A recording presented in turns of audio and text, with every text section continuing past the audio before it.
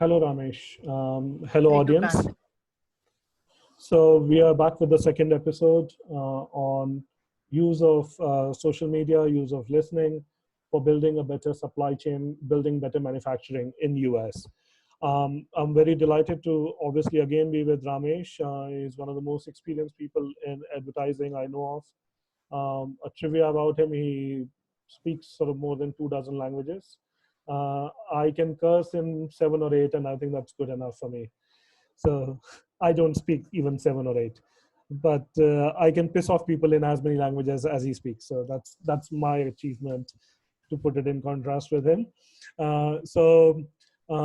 What we started out with in the last episode was fundamentally that listening tools exist where we know what people are discussing on social media. We didn't discuss print media, we didn't discuss movies. We'll get to those later. But there are tools which are there which we can listen to find out about public opinion on various things. And Ramesh explained that how we can do that better in US and Canada because people freely express themselves. Now, and we got a little bit into the issues of what is acceptable, what is not. In this, we'll get further into it. So, Ramesh, what Yeah, data is kosher to harvest? so it's very simple. Let's take an offline analog. If you say something on the street, anyone can hear that. And Yeah. technically, whatever you have said is public data. But anything that you spoke about in your living room to your close friends, or you spoke in a telephone call, this is private data. This is not kosher to harvest, right? In the same way, when you're on the internet, any comment that you post, say, in a newspaper's website, is open to all, because that is the Mhm. terms by which you're posting those comments. When you're on Twitter or on Instagram, again, by the terms and conditions that you have signed on to when you created your account, your data is for all practical purposes public. Okay. Whereas in an end-to-end encrypted service, like in say Zoom, like say WhatsApp, or several other social media, like even Facebook Messenger, these are considered absolutely private messages. To listen into this data or to try or is firstly almost impossible, but if you actually manage to decrypt the data, then you are violating the laws of several countries. So in Mhm. Europe, for example, the general data privacy rules make this extremely illegal. In the US, the record is somewhat patchier, and in well, countries like Russia and China, the government themselves are listening in onto you. So I suppose it's not such a horrible thing at all. Well, if government does it, it's okay. If people do it, it's problematic. True, right? So, yeah, so the GDPR, General Data Privacy Regulations in Europe, a lot of people think in US that they are very stringent. Canada is closer to the European regulations, Yes. while US is not. Do you want to say a few things about it? So one of the things is the US being a federation, it has multiple levels of controls at both state and federal levels, and therefore Yeah. certain states are more lax compared to certain other states. Canada has far more uniform rules. It is not as federal as the US. The Europe takes privacy perhaps the most seriously among the Western nations. So they have some of the strictest rules. Google, Facebook, most of the internet giants have had to change their operating rules in Europe to be able to comply with the GDPR. Europe Mhm. recognizes such a thing as the right to be forgotten. So for Yeah. social listeners also, there is a certain amount of trouble where if you didn't want to be listened to, then that listening Mhm. tool has to be able to give you an opt out. I understand. Huh. So the other thing that you brought up, that fundamentally, whatever we're posting on Facebook and Twitter, as long as it's not on Facebook Messenger, it's kosher to harvest. Not Um, entirely. they, So Mhm. on the face of it, so Facebook is a very complicated platform. So suppose you are on your own wall, you're posting something, and you have Mhm. made the access to friends or to friends of friends, then that is Mhm. technically private data. Friends may Mhm. share it, but uh, a third party may not access that data because that is supposedly within, that's like the equivalent of a living room. But Mhm. if you have chosen to make your post overtly public, then that's like Mhm. shouting it out from your balcony. Okay. Now, Yeah. if you are a member of a forum, then it Mhm. depends on the forum rules. There are certain fora that are secret. Harvesting Mhm. that data is downright illegal. There are many fora that are open, in which case anything that you post on that forum is automatically public data. Yeah. And So I would like to even bring up some other things, right? So yeah, as you know, when I was at Cold Spring Harbor in New York, my accounts were hacked. Something was posted. Nobody gave me a due listening. I even offered them to look at my messenger so they'll figure out.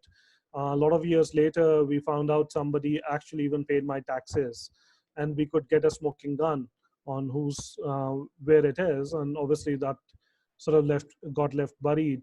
And I've been just too busy chasing, as you know, in academia, you're busy with your grants and other things, publications, rather than trying to get justice. Justice in this world is poor, and in academia, it's even poorer.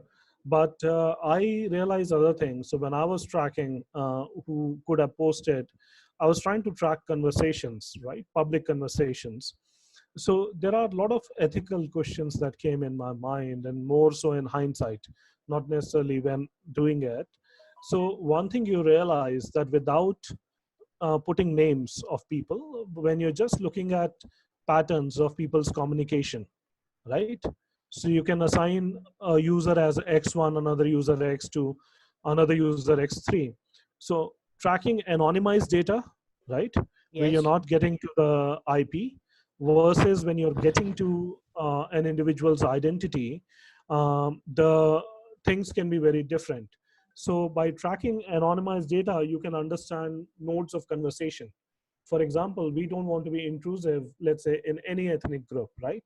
But in yes, contrast, say, even if 0.1% of a particular ethnic group, because of their sad circumstances, are more prone to radicalization, yeah, right?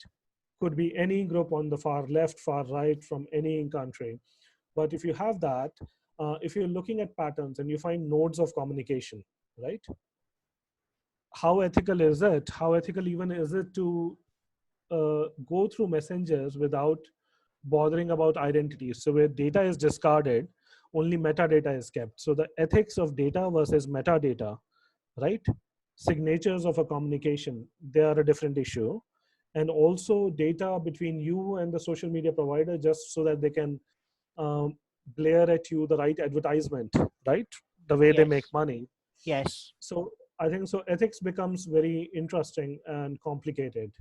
Would you like to say something about that?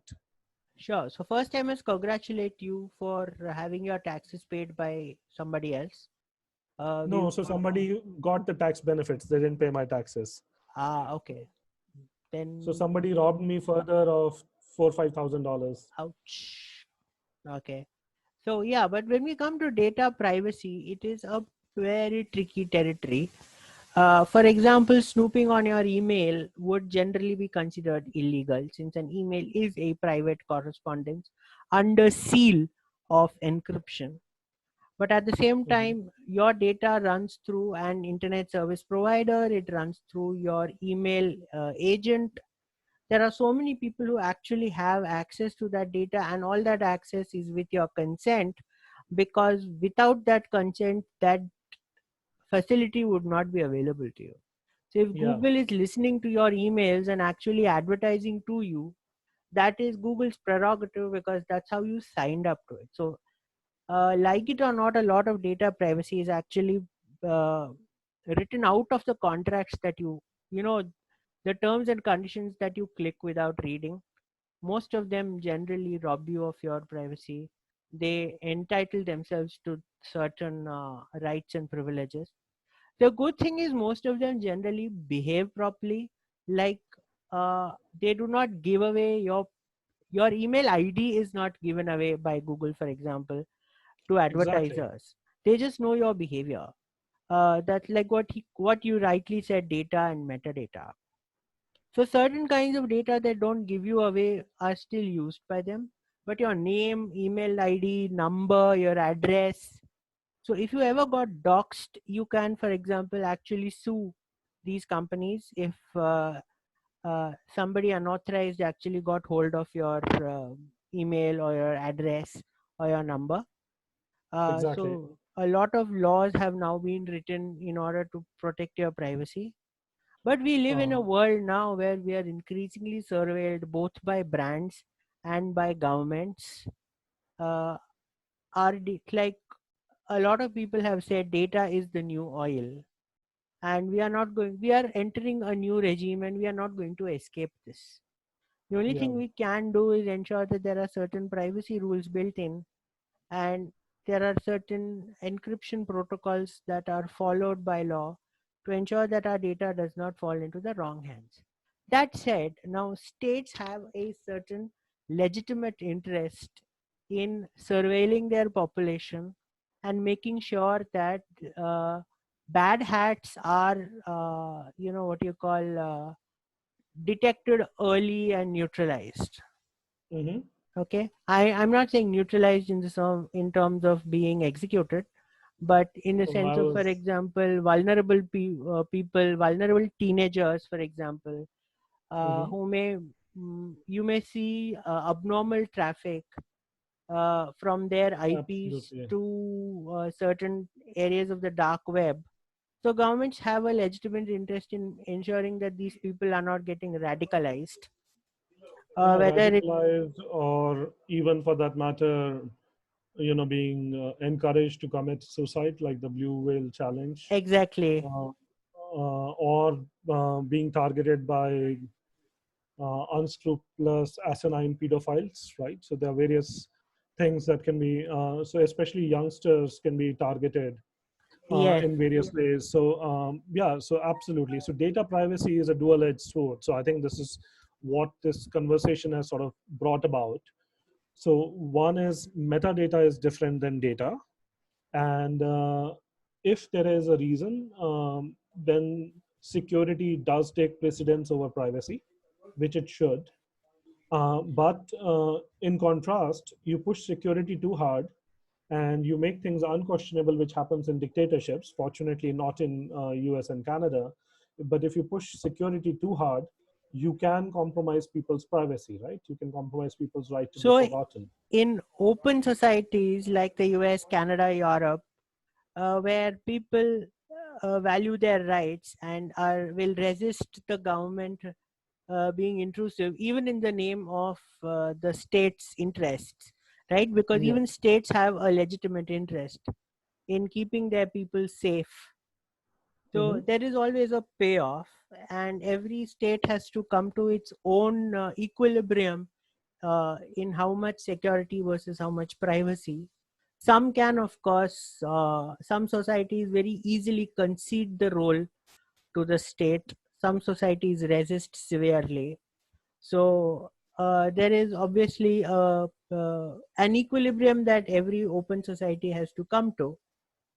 And in the interests of, but that's why the government, for example, most laws ensure that metadata can be harvested and analyzed without data itself being compromised. Absolutely. And anomalies in the data, red flags. So there should be some rules which are not written. And the thing Yes. is, whatever we are discussing, some of it is not even relevant on the past behaviors, but in future it would be, because what has happened? See, most of this data mining has happened predominantly for finding out what is the value of one's brand name, right? But in Yes. contrast, it hasn't been used so much for finding what is a kind of a food shortage. For example, if the pandemic continues or there are further such crises, what is the shortage of medicine? uh, what kind of fake news is being spread, right? Yes. What kind of information is being given, even if it is not fake? Is it quality information or not, right? So all of this becomes really, really important and interesting. So using it, even being futuristic, right, and making sure absolutely people's rights, their privacy is respected, and there is a balance which is in sync with the values of open society and democracy, while giving maximum security, while giving maximum actionable intelligence, uh, for ensuring steady, smooth supply chain is the way forward. So some of the issues which I really want to bring up in discussing with you are about where to go in future and what issues will be there. So I think it has been a long discussion. We'll sign on again for the next episode. Let's discuss like previous issues with data privacy. What have been major disasters with data privacy in the next episode? What do you say, Ramesh? Game on. Okay, thanks a lot, Ramesh. So we'll sign out this episode. Bye-bye and meet you soon. Bye bye.